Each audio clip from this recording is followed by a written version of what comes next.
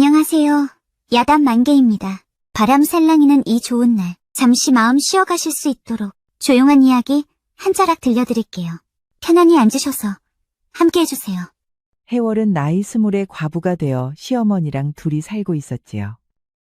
시어머니는 몸이 아파서 병상에 누워있고 집안 살림은 해월이 다 했습니다. 그러다 보니 하루하루 생계가 무척 어려웠지요. 어느 날 해월이 뒷산에서 나무를 따서 내려오고 있었지요.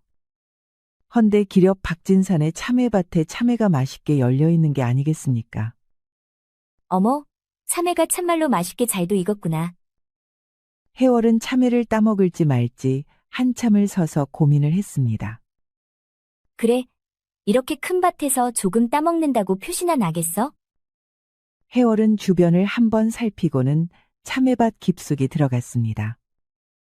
그리고는 맛있게 참외를 따먹기 시작했지요. 어머, 정말로 맛있게 잘 익었네. 해월은 참외가 맛있어 한참을 따먹었습니다. 한참을 그렇게 먹었는데 갑자기 아랫배에서 신호가 왔습니다. 아이고 배야, 빈속에 참외를 너무 많이 먹었나? 하는 수 없이 해월은 참외밭 한가운데서 치마를 올렸지요. 그리고는 푸드득거리며 신나게 보리를 보았습니다. 아니 그런데 참외밭 어딘가에서 신음소리가 나는 것이었지요. 에그머니나, 이게 뭔 소리야? 놀란 해월은 발라당 자빠졌답니다. 간신히 일어난 해월은 참외잎으로 황급히 뒤처리를 했지요. 그리고 신음소리가 나는 곳으로 조심스럽게 가보았습니다. 거기엔 웬 젊은 청년이 피를 흘리며 쓰러져 있었지요. 어머, 난 몰라. 이게 무슨 망신이야? 해월은 너무 놀라 달아나려다. 상처 입은 청년이 잘못될 수도 있다는 생각이 들었지요. 해월은 조심스럽게 쓰러져 있는 청년에게 다가가 보았습니다. 그리고 청년을 자세히 살펴보았지요. 이보시오, 어디 다친 것이요? 그런데 청년은 의식이 없었습니다. 그는 무의식 중에 고통스러워 신음소리만 내고 있었지요. 이보시오, 정신 좀 차려보시오. 해월이 청년의 팔을 잡고 아무리 흔들어 보아도 청년은 눈을 뜨지 않았지요. 이러다 이거 큰일 나겠는걸. 해월이 청년의 상처를 살펴보니 날카로운 칼로 팔을 베인 것 같았습니다. 그리하여 해월은 얼른 속치마를 찢어 청년의 팔에 난 상처를 꼭꼭 싸매 주었지요. 그러자 잠시 후 피는 멈추었습니다. 해월은 한참 동안 청년을 바라보았습니다. 그리고 생각 끝에 참외를 챙겨 참외밭을 나와 집으로 향했지요. 어머니 참외 좀 드셔보셔요. 참외가 아주 맛있게 잘 익었어요. 정말 그렇구나. 헌데 이거 박진산의 밭에서 따온 거니? 네, 맞아요, 어머니. 아이고 얘야, 박진사에게 들키면 크게 경을 칠 것이야. 네, 알았어요. 어머니, 조심할게요. 해월은 참외를 시어머니에게 드리고 안 쓰는 담요를 몰래 챙겨 다시 참외밭으로 향했습니다. 그리고 해월은 청년에게 담요를 깔고 덮어주었지요. 이때도 청년의 의식은 없었습니다. 마을이 워낙 작다 보니 의원은 없고 해월이 할 수 있는 것은 청년의 체온을 유지해 주는 게 다였지요. 해월은 청년에게 담요를 덮어주고 다시 집으로 돌아왔습니다. 그리고 부엌 한켠에 남아있던 마지막 감자 몇 알을 삶아 시어머니께 드렸지요. 얘야 나는 네가 따온 참외를 먹었더니 생각이 없다. 그러니 너라도 배불리 먹거라. 어머니 저도 참외를 많이 먹어서 배불러요. 그러니 한 입이라도 드셔요. 두 고부는 서로 배부르다며 양보했습니다. 결국 삶은 감자를 반씩 나누어 먹었지요. 시어머니의 눈은 촉촉히 젖어 있었습니다. 당장 내일부터 어떻게 살아갈지가 너무 막막했지요. 그날 밤 시어머니가 잠이 들자 청년이 걱정된 해월은 조용히 일어나 방문을 열고 밖으로 나왔습니다. 해월은 다시 참외밭으로 향했습니다. 그런데 청년은 아직도 의식이 없었습니다. 해월은 청년의 맥을 짚어보고 이마에 손을 올려보았습니다. 그러자 맥은 정상이었고 이마에도 열이 없었지요. 휴, 다행이다. 위기는 넘긴 것 같아. 해월은 청년 곁에 쪼그리고 앉아 있다가 깜박잠이 들었습니다. 잠시 후 청년이 의식을 찾고 눈을 떴지요. 이보시오. 이게 어떻게 된 것이오? 청년의 소리에 해월이 눈을 떴습니다. 정신이 드셨어? 그렇소. 그런데 그대가 내게 담요를 덮어주고 상처에 천을 감아놓은 것이오. 그렇습니다. 피를 너무 많이 흘려 의식을 잃은 것 같아 그리했습니다. 그랬구려. 덕분에 내가 산 것 같소. 그런데 어떻게 나를 발견한 것이오? 그게 참외 따먹으러 들어왔다가 쓰러져 있는 것을 보았습니다. 해월은 청년을 참아볼 일을 보다 찾았다는 말을 하지는 못했지요. 그랬구려. 그런데 어쩌다 이곳에서 쓰러진 것이요? 나는 한양에서부터 악한 무리들을 뒤쫓다가 일이 되었소. 길을 막던 자들과 칼부림이 벌어져 상처를 입은 것이지요. 아마 그 자들도 상처를 입고 어딘가에 쓰러져 있을 것이오. 그렇군요. 허나 지금은 치료가 먼저요. 일어설 수는 있겠소? 한번 일어서 보리다. 김철은 비틀거리며 간신히 일어났습니다. 내 어깨를 짚으시오. 해월은 김철을 부축해 집으로 향했습니다. 둥근 달이 둘의 앞길을 비춰주고 있었지요. 해월은 김철을 부축해 방 안으로 데려왔습니다. 그러자 시어머니가 잠에서 깼지요. 아니 이 사람은 누구냐? 산에서 크게 다쳐 쓰러져 있길래 데려왔어요. 저런, 어쩌다 이런 상처를 입은 것이냐? 시어머니는 겁이 나는 듯 했지만 먼저 누일 자리를 마련해 주었습니다. 늦은 밤에 패만 끼쳤소. 사람이 먼저지요. 허나, 어디 보니 쉽지 않은 상처구나. 해월은 천에 물을 적셔 상처 부위를 깨끗이 닦아주었습니다. 칼에 베인 것 같구나. 혹시 무서운 일을 겪은 자는 아니겠지? 어머니, 우선 살리고 보는 것이지요. 해월은 쇠천으로 다시 상처를 단단히 감아주었습니다. 이젠 나물기를 기다리면 됩니다. 고맙소, 낭자.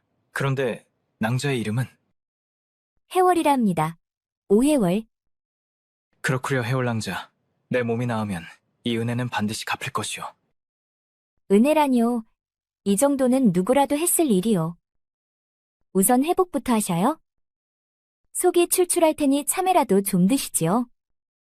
해월은 참외밭에서 가져온 참외를 김철에게 건넸습니다. 김철은 참외를 조심스레 베어 물었습니다. 통통한 참외는 허기를 달래기엔 충분했지요. 참외 맛이 꿀맛이오. 다행입니다. 해월과 시어머니는 정성을 다해 그를 보살폈습니다. 잠시 후 김철은 기진한 듯 다시 깊은 잠에 빠졌습니다. 아이고 얘야. 그런데 이 사람이 도대체 어떤 사람인지. 칼에 베인 상처라니. 괜히 무서운 일에 우리가 휘말리는 건 아니겠지? 어머니 너무 걱정 마셔요. 한양에서 악한 무리들을 쫓다 다쳤다 했어요. 그래도 말이다. 사람이 무섭게 보이기도 하고 조심해야 한다. 해워라. 박진사 집에 도착해 보니 마당 한가운데에는 동네 사람들이 잔뜩 모여 웅성거리고 있었습니다. 그 한복판에 해월이 억지로 끌려와 있었지요. 이 년이 바로 도둑년이야. 내 참외밭에 들어와 참외를 훔쳐 먹었으니 염전에 팔아버려 혼을 내야 제맛이지. 사람들은 술렁이기 시작했고 해월은 겁에 질려 고개를 떨구고 있었습니다. 그때 시어머니가 비틀비틀 다가오더니 해월 앞으로 와서 두 팔 벌려 막아섰습니다. 이게 다 나 때문이요. 그러니 내 딸은 건들지 마시오. 뭐라? 놓친 내가 지금 내 눈앞에서 주제도 모르고 설치는 것이요? 참외 몇 개 따먹은 걸 가지고 동네 사람까지 불러 모아 이렇게까지 해야 되겠소? 훔친 것은 훔친 것이지. 전연이 염전에 팔려 소금밭에서 등골 빠지게 일해야 다시는 도둑질을 안 할 것이야. 시어머니, 저는 괜찮아요. 제 걱정은 마셔요. 닥쳐라. 여봐라. 오늘 당장 인연을 수레에 실어 염전으로 끌고 가라. 사람들이 웅성대며 해월에게 다가가려 하자 그때 김철이 앞으로 나섰습니다. 박진사, 그 입 다물고 터무니없는 소리는 당장 그만두시오.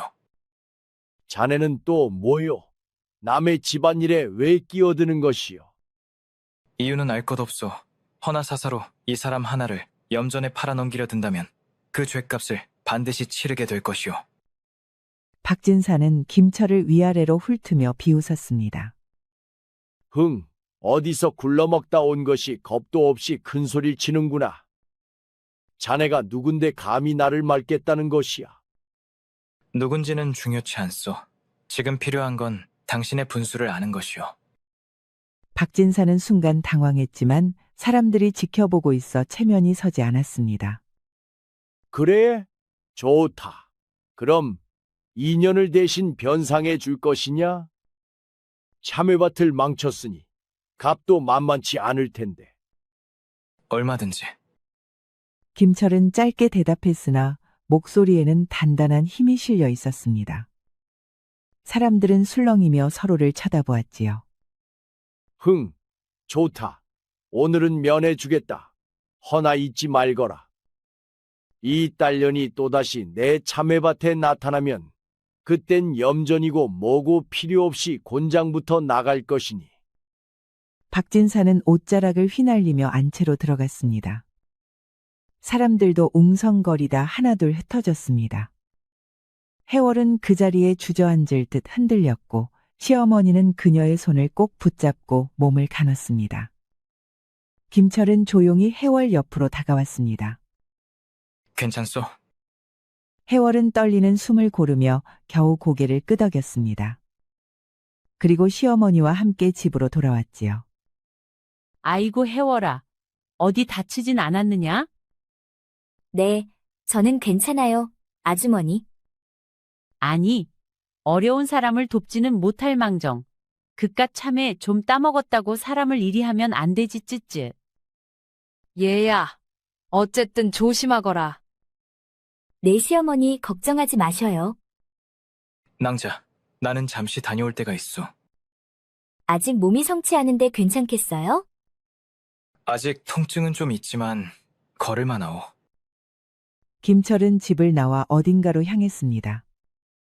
김철이 나가자 옆집 점순네도 돌아갔지요. 그러자 시어머니는 한숨을 크게 쉬며 힘겹게 말문을 열었습니다. 그나저나 이제 감자도 다 떨어졌는데 이를 어쩌면 좋단 말이니. 시어머니 말에 해월은 입술을 깨물었습니다. 시어머니 너무 걱정 마셔요. 내일부터라도 제가 장에 나가 일거리를 찾아볼게요. 하이고야, 이 험난한 세상에 연약한 네가 할 수 있는 일이 있겠느냐. 하늘이 무너져도 솟아날 구멍은 있다고 했어요. 그러니 분명 길은 있을 거예요. 시어머니는 당장 먹을 식량도 없다 보니 땅이 꺼져라 한숨을 쉬었습니다. 해월은 그런 시어머니를 보면서 병든 시어머니께 효도를 다하지 못하는 것 같아 눈물이 나왔지요. 그렇게 두 고부는 힘겹고 버거운 하루하루를 살아내왔었습니다. 헌데 이제는 희망조차 없는 현실에 부딪혀 두 고부는 땅바닥에 주저앉고 말았지요. 그리고는 서로를 부둥켜 안고 하염없이 울었습니다. 제가 잘 모시지 못해서 죄송해요. 시어머니. 아니다 얘야. 이 늙은 몸이 네게 짐만 되고 있어. 내가 미안하구나. 두 고부의 어깨는 서로가 흘린 눈물로 축축이 젖어가고 있었지요. 박진사 댁에서는 조용한 대화가 이어졌습니다. 그 범상치 않은 사내가 어찌 해월이 집에 있었다는 것이냐? 저도 아직은 모르겠습니다. 허나 냄새를 맡은 기색은 없었습니다. 움직임이 없으니 분명 아직은 모를 것입니다. 그래도 조심하거라. 저자가 괜히 시골까지 내려온 게 아닐 터이니. 예, 다음번에는 방심하지 않겠겠습니다. 사내는 낮게 말을 이었습니다. 참외를 훔친 그 계집, 이제 어찌할 셈입니까? 고녀는 내가 알아서 하겠다. 허나 지금은 건드릴 때가 아니다. 그 사내가 그 집에 붙어 있으니. 박진사는 못마땅한 얼굴로 한숨을 내쉬었습니다. 본디, 그년을 데려오려 한 것인데 어찌 저 사내가 갑자기 끼어들었는지 알 수가 없구나. 제가 알아보겠습니다. 두 사람 사이에 무슨 연줄이 있는지. 그리고 사내는 낮게 속삭였습니다. 때가 오면 제가 직접 처리하겠습니다. 괜한 소문만 나지 않게 너도 조심하거라. 한양 쪽에서 냄새라도 맡으면 끝이다. 예, 걱정 마십시오. 그런데 해가 서산으로 넘어갈 무렵 곡식을 가득 실은 소달구지 한 대가 해월의 집으로 들어왔습니다. 이 집이 오해월 처자 댁이 맞소? 그렇소만 어찌 찾아오셨소? 어떤 사내분께서 이 곡물을 전해달라 하셨소? 어디에 내려놓으면 되겠소? 소달구지에 가득 실린 곡식을 보고 해월과 시어머니는 두 눈이 휘둥그레졌습니다. 아니, 이 많은 곡식을 정말 그분이 사주신 것이냐? 그렇소. 뿐만 아니라 매년 이만큼씩 대주라 하셨소. 값도 모두 치르셨고. 그 말을 들은 시어머니의 눈이 금세 젖었습니다. 그녀는 옷소매로 눈물을 훔치며 상인이 곡식을 부엌으로 들이는 모습을 바라보았지요. 시어머니, 이제는 걱정하지 않으셔도 될 것 같아요. 이 정도 곡식이면 한 해는 넉넉히 버틸 수 있을 거예요. 그러게 말이다. 그 사내 참말로 고맙기도 하고 한편으론 섬뜩하기도 하구나. 시어머니는 감사함과 동시에 알 수 없는 불안감이 뒤섞인 듯 했습니다. 해월은 그런 시어머니를 부축하며 천천히 안으로 들어갔지요. 그동안 하루하루를 끼니 걱정하며 힘겹게 살아왔던 지난 날들이 주마등처럼 흘러갔지요. 이제 두 고부는 풍족해진 곡식을 보며 끼니 걱정은 내려놓게 되었습니다. 그런데 또 잠시 후 김철희 의원을 데리고 들어왔지요.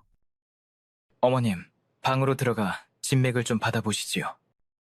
아니, 웬 의원이요? 병이 깊어 치료가 더 늦어지면 안 될 것 같아 의원을 모셔왔습니다. 하이고, 이렇게 고마울 때가. 곡식도 감사한데 의원까지 데려오다니 너무 많은 돈을 쓰는 게 아니요? 돈보다 사람이 먼저가 아니겠습니까? 그러니 부담 갖지 마시고 어서 치료부터 받으시지요.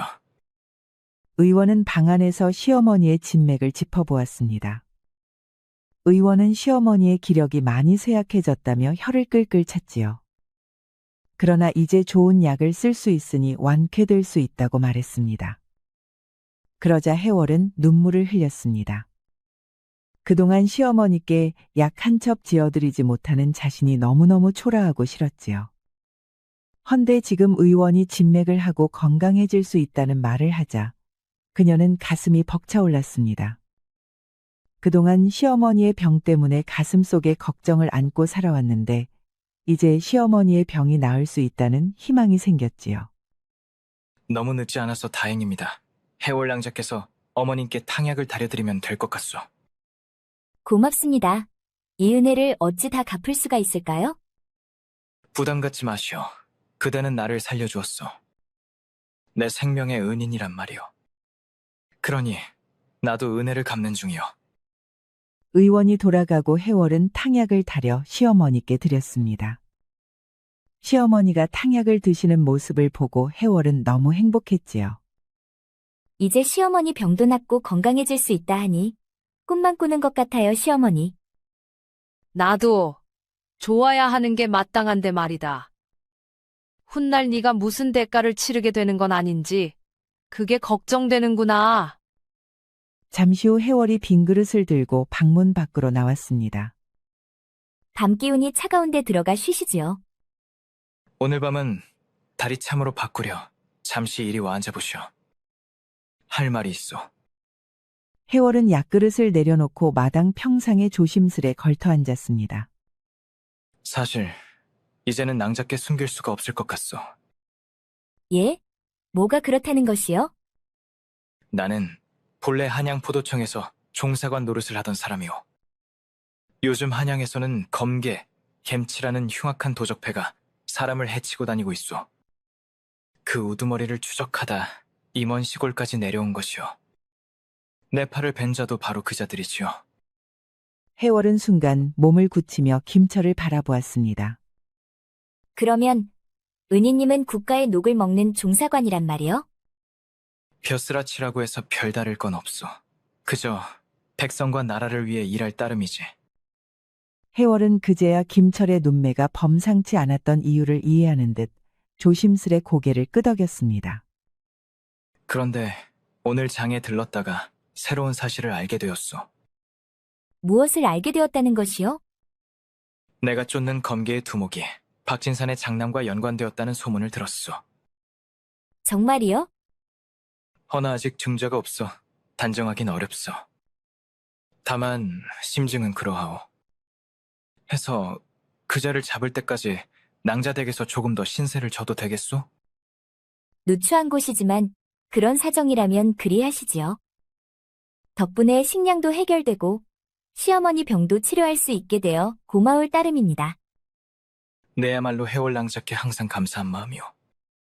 그날 나를 발견하고도 못 본 척했더라면 난 과도한 출혈로 죽었을 것이오.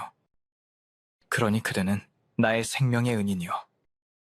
두 사람은 둥근 달 아래서 말없이 한참을 앉아 있었습니다. 서로에게 큰 은인이었지요. 시어머니는 김철의 정체를 듣고는 이내 얼굴이 굳어졌습니다. 뭐라고 했느냐? 그 사내가 포도청 종사관이었다는 것이냐? 예, 시어머니.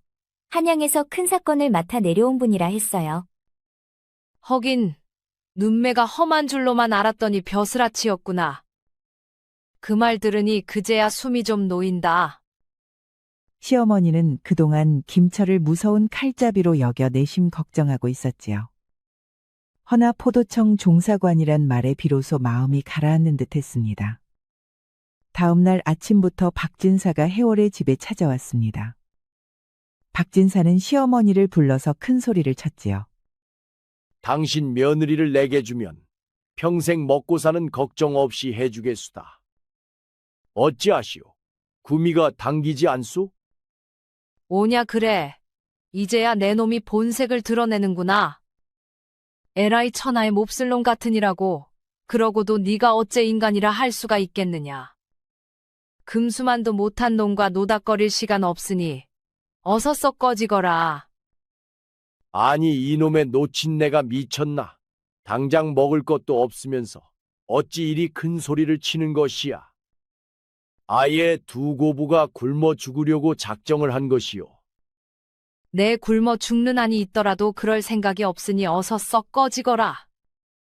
아니 뭘 믿고 일이 막 나가는 것이오. 정말 혼쭐이 나봐야 정신을 차릴 것이오. 사실 박진사는 김철이 해월과 가까워질까 두려워 집까지 찾아와 속내를 드러낸 것이었죠. 예, 해월이, 네 생각은 어떻느냐? 너만 결정하면 네 어미는 평생 걱정 없이 살 것이야. 싫습니다. 아니, 너는 부모를 공경할 줄도 모르느냐? 어찌 둘도 없는 기회를 싫다 하느냐? 제가 박진사나리께 가느니 차라리 혀 깨물고 죽겠습니다. 아니 뭐 이런 경우가 다 있느냐? 아예 굶어 죽으려고 작정을 했구나. 쯧쯧. 박진사는 뜻대로 되지 않자 혀를 끌끌 차며 돌아갔습니다. 아이고 얘야. 이제 보니 저자의 속셈이 따로 있었구나. 천하의 몹쓸 놈 같으니라고. 그러게 말이어요. 이번에 오도령이 아니었다면 꼼짝없이 박진사의 첩이 될 뻔했어요. 시어머니와 해월은 놀란 가슴을 쓸어내렸습니다. 그날 밤 늦게 해가 떨어져서야 김철이 집으로 돌아왔지요. 늦으셨습니다. 저녁은 드셨나요? 아직 먹지 못했소. 그럼 잠시만 기다리시오. 해월은 부엌으로 들어가 김철의 저녁상을 챙겨 나왔습니다. 이 늦은 시각에 낭자에게서 저녁상을 받으니 기분이 묘하구려. 마치 서방이 되어 부인에게 저녁상을 받는 기분이요. 하, 부끄럽게 왜 그러시오? 부끄럽게 했다면 미안하오. 허나 내 기분이 나쁘진 않구려. 그런데 뭔가 새로운 정보는 나왔나요? 그렇소. 얼마 전에 박진사의 머슴이 약재상에서 지혈에 필요한 약재를 사간 사실을 확인했소. 그것은 아마도 내 칼에 부상을 입은 그자가 박진사 집으로 숨어 들어가지 않았나 싶소. 그럴 수도 있겠군요. 그렇다면 이제 어찌할 생각이요? 아직 심증만 있지 증거가 없으니 함부로 그 집을 수색할 수는 없어. 해월은 입술을 깨물며 뭔가 잠시 생각하는 듯 하더니 말문을 열었습니다. 오는 낮에 박진사가 제 집에 다녀갔습니다. 뭐 때문에 다녀간 것이오? 나를 첩으로 데려가고 싶다 했지요. 해서 말인데 내가 그 집에 첩으로 들어가면 그자의 장남이 숨어 있는 것을 찾을 수 있지 않을까요? 그건 내가 실소. 그깟 범죄자 하나 잡는데 어찌 낭자가 희생을 한단 말이오. 행여나 그런 생각 마시오. 김철은 뭐가 마음이 상했은지 퉁명하게 말하고 방으로 들어가 버렸습니다. 해월은 그런 김철의 행동을 처음 보았지요. 내가 뭘 잘못 말했나? 해월은 갑자기 퉁명스럽게 변해버린 김철이 이해가 되질 않았습니다. 다음 날 김철은 밥도 먹지 않고 밖으로 나갔습니다. 도령 식사는 해월의 말을 들은 채도 않고 김철은 해월의 시야에서 사라져버렸지요. 급하게 나가야 할 일이 있나? 아니면 내게 마음이 상한 것일까? 해월은 김철이 퉁명하게 변하자 무척 신경이 쓰였습니다. 그녀는 부엌으로 들어가 시어머니 탕약을 다려 어머님께 드렸습니다. 어머니 약 다려왔어요? 그래 고맙다. 네가 수고가 많구나. 시어머니는 해월이 다려온 탕약을 쭉 들이켰습니다. 그런데 어머니, 어젯밤부터 김도령의 표정이 이상해요.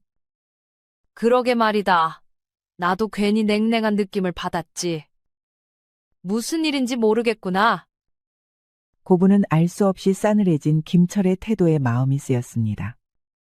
며칠 후 어느 날이었습니다. 갑자기 포졸들 수십 명이 박진사 집을 샅샅이 뒤지기 시작했지요. 단 한 곳도 남기지 말고 모두 뒤지거라. 아니 이보시오, 종사관, 꼭 이렇게까지 해야겠소? 검계의 살수가 이 집에 숨어들었다는 첩보를 받았소. 그러니 순순히 조사에 응하시오. 만에 하나 내 집에서 아무도 나오지 않는다면 오늘 이 일을 반드시 책임져야 할 것이오. 책임질 일이 있다면 내가 책임지겠소. 허나 지금은 수사 중이니 협조하시오. 포졸들은 박진사 집을 구석구석 뒤졌지만 용의자는 나오지 않았습니다. 그럴 리가 없다. 다시 한번 샅샅이 뒤져보거라. 그러나 아무리 찾아도 박진사의 장남은 나오지 않았지요. 이제 더 찾아볼 곳도 없었습니다. 박진사와 하인들을 죄다 관하로 잡아가거라. 내 직접 신문하겠다. 포졸들은 박진사의 안부인만 남겨두고 박진사와 하인들을 모두 잡아갔습니다. 마을 사람들이 몰려와 그 모습을 지켜보았지요. 아니, 정말로 박진산의 장남이 검계 살수였단 말이요?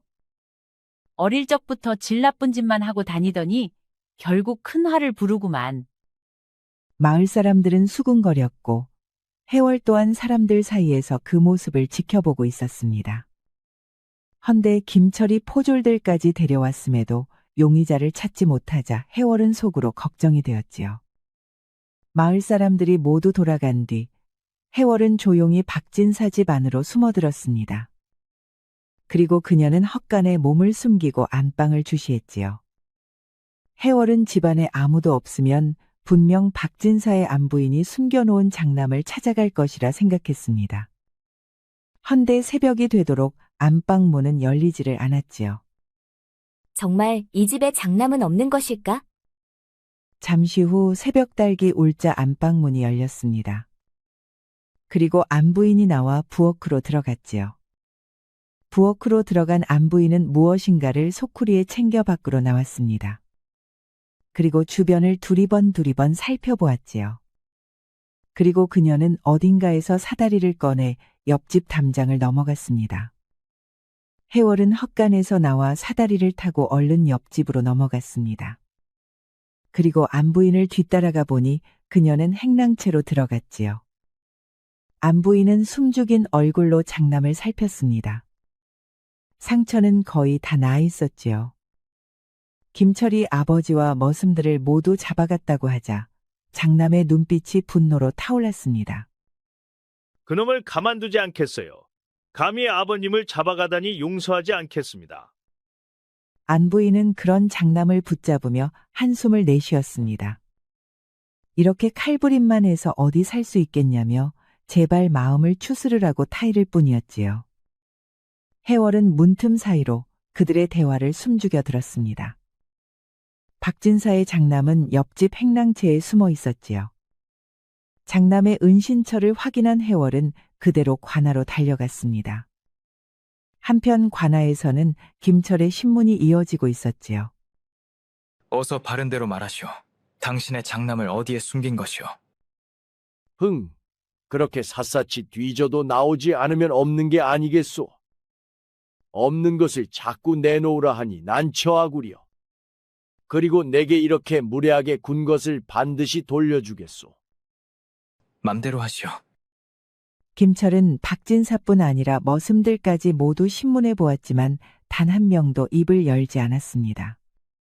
그러다 보니 김철은 사면초가에 빠지고 말았지요. 그때였습니다.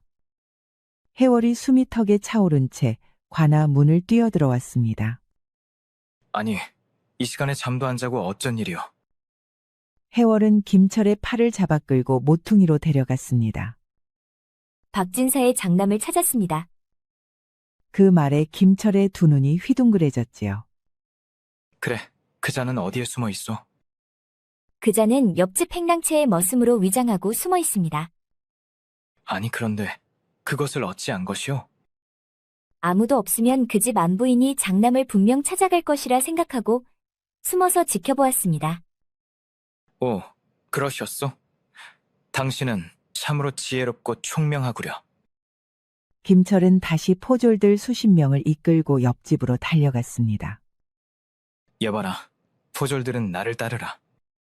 포졸들은 박진사 집 옆집 담을 넘어 대문을 열고 행랑채로 들이닥쳤습니다.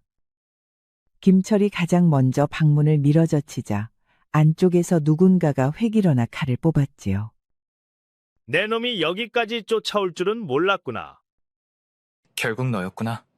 검계와 어울리더니 이런 곳에 숨었느냐. 장남은 순식간에 김철을 향해 칼을 휘둘렀습니다. 김철은 슬쩍 피하더니 다른 손으로 장검을 뽑아 나를 맞받았지요. 불빛 속에서 두 사람의 칼부리가 번쩍이며 3번 크게 부딪혔습니다. 이놈, 한양에서부터 나를 따라붙더니 귀찮기 짝이 없구나. 오늘이야말로 내 놈을 꼭 붙잡을 것이다. 장남이 도망치려 뛰어오르려는 순간 김철이 칼이 장남의 다리를 베었습니다. 칼이 바닥에 떨어지고 장남은 비명을 지르며 무릎을 꿇었지요. 김철이 바로 뒷목을 눌러 제압했습니다. 박진사 장남 박출씨, 검계 수괴들과 결탁한 죄로 체포한다. 포졸들이 달려와 장남을 결박했습니다. 박진사는 아들이 잡혀오는 것을 보자 그 자리에서 털썩 주저앉았습니다. 아이고 아들아, 어쩌다 잡힌 것이냐. 어떻게 알고 찾아냈는지 귀신도 울고 갈 노릇입니다요. 그날로 박진사의 장남은 중형을 받고 오게 갇혔지요. 박진사 또한 범죄자를 숨기고 수사를 방해한 죄로 큰 벌을 받았습니다. 그렇게 일이 모두 끝나자 김철은 다시 한양으로 돌아갈 준비를 했습니다. 그동안 신세 많이 졌습니다. 신세는 우리가 졌지요. 풍족한 곡식에 내 병치료까지. 참으로 고맙소. 그동안 감사합니다. 부디 조심히 올라가셔요. 그대의 지혜로 검계 살수를 잡았으니 내가 큰 은덕을 입었소. 김철은 말에 올라타 한양으로 향했습니다. 김철이 한양으로 떠나고 난 뒤 해월은 마음 한구석이 텅 비어버린 듯 허전했습니다. 어째 상사병에 걸린 듯 마음이 아팠지요. 해월은 답답한 마음을 달래려 들판을 걸었습니다. 들판에는 들꽃이 살랑거리며 피어 있었지요. 해월은 언덕 위에 누워 멀리서 불어오는 바람에 귀를 기울였습니다. 바람아, 너는 어디로 가니? 혹한양으로 가는 길이라면 김도령께 내 소식 좀 전해주렴. 그제야 해월은 자신이 김철을 사랑하고 있었다는 사실을 또렷하게 깨달았습니다. 허나 지금 이 순간 정작 그는 곁에 없었지요. 그날 이후 해월은 하루도 거르지 않고 들판으로 올라와 바람에게 속마음을 띄웠습니다. 바람아, 김도령께 전해주렴. 내가 너무 보고 싶다고. 해월은 바람이 산등성이를 넘어가는 모습만 보아도 괜히 눈시울이 뜨거워졌지요. 자, 1년치 곡식이요. 소달구지에 실린 곡식 자루가 차례로 내려졌습니다.